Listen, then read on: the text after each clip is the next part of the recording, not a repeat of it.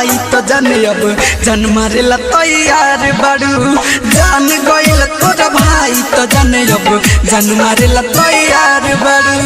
Rishabh recording studio Simra.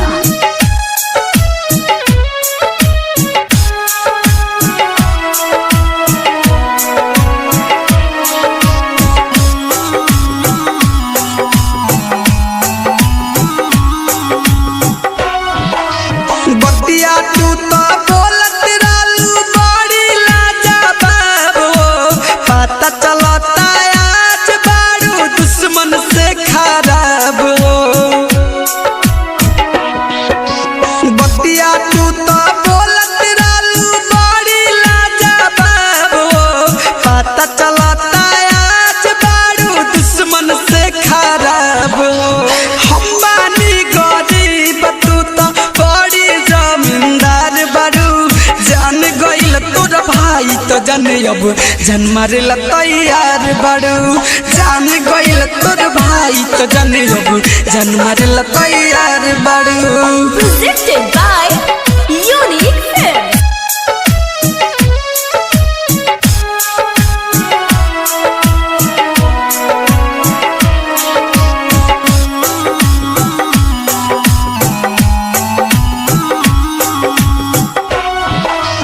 Writer Jayan सोच में तोरा पड़ल बा बीमार हो। सनोज प्रेमी से प्यार ना तू कैलू खेलावाड़ हो। राइटर जयन सोच में तोरा पड़ल बा बीमार हो। सनोज प्रेमी से प्यार ना तू कैलू खेलावाड़ हो।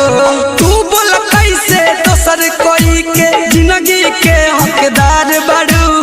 जान गइल तोर भाई तो जान अब जान मारे ला तैयार बड़ू।